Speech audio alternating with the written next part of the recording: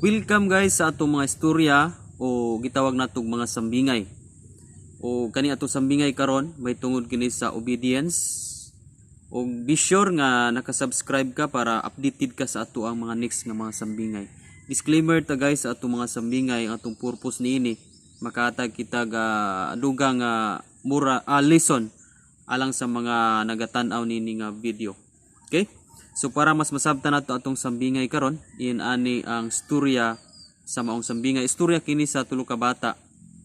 Kining tulo ka bata nagdula sila sa pader, galatay-latay sila sa kural o pader sa tubangan sa ilang panimalay.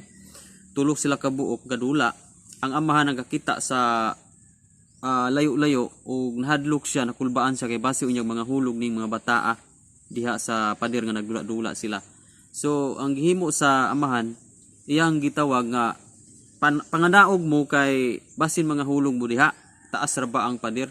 So ang duha ka bata nakadungog sila niana og dali-dali silang mikanaog.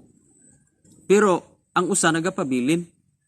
Usa sa mga rason nganong ang usa wala siya manaog tungod kay katong usa nga bata silingan to sa duha ka bata, silingan to nila ug dili to anak sa gatawag nga tawo nga pakanaogon sila. So nagpagahi itong usa ka bata kay di ay ang rason dili lay siya anak, unya silingan ra po di ay. So ang duha motoy nanaog kay anak man siya atong gatawag. So dinhilan ta kutob sa atong sambingay, hamaba ra ni atong sambingay karon about obedience. Mao usa sa mga rason guys nga dili makasunod ang mga tawo karon sa pulong sa Ginoo tungod kay sila dili tinuod nga mga anak sa Ginoo.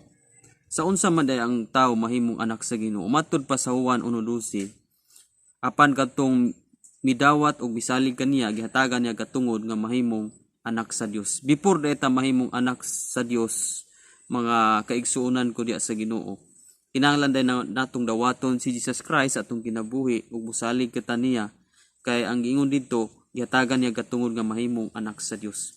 Ang mga anak sa Dios mao ra gyud ni sila ang mamati ug mutuman. Pero ang dili anak sa Dios lisod yun nang mamati, lisod po nang mutuman. Matud pas John chapter 10 verse 27, ang akong mga karnero mamati sa akong tingog, nakaila ako kanila ug sila nagsunod kanako. O di ba? Sa maong sambingay ang amahan mitawag kay nahadlok siya nga pagkakita niya nagdula-dula ang tulo ka bata, nahadlok siya suyang gipakanaog. Ang ni-response ang tinuod niyang anak. Ang nakabati ang tinuod niyang anak ang duha og misunod ug mikanaog. Di ba? In John chapter 10 verse 27, tukma kayo og haom sa atong sambingay nga ang mga anak sa Dios o ang mga karnero sa Dios mamati gyud na sa tingog sa Dios. O gawas nga mamati musunod pug gyud na kay nakailaman ang Dios kanato. Pero ang dili tinuod nga anak, okay? Siguro makabati na siya apan lisod kayo ang pagsunod niya kay dili man siya tinuod nga anak. Okay?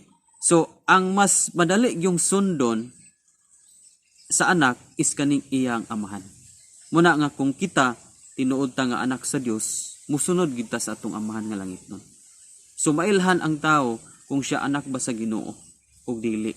Kay ang dili gyud na mamati o kung mamati man dili gyud na 100% nga makasunod. Pero ang nakanindot sa anak sa Dios kay mamati siya, unya kung masipyat-sipyat man gadugay siya sa pagsunod, nakaila ang Dios kanato. Okay? So hopefully nga nakatag kita og dugang pagtulunan sa ato nga sambingay karon nga aduna joy kalainan ang pagkaanak sa Dios ug kaning dili anak sa Dios. So dinhi lang ta kutob sa atong sambingay. Kung duna kay nakatunan ini atong sambingay, kung na-bless ka sa atong sambingay, paki-comment sa atong comment section. O once again, kung bago pa ka nga channel, ayaw kalimot sa pag-subscribe para ma-notify ka sa daghan pa natong mga sambingay. So kini atong mga sambingay pwede po nimong magamit as preaching illustration kung usa ka magwali sa church, usa ka nagdala sa pulong sa Ginoo, or leader ba ka o nag-preach ba ka sa gospel. So pwede po ni magamit as a preaching illustration. Okay? So dinhi lang ta kutob, ang Ginoo magapanalangin kanato sa atong mga sambingay, siya ang matuboy niining atong mga sambingay. God bless, igsuon ko diya sa Ginoo. Glory to God.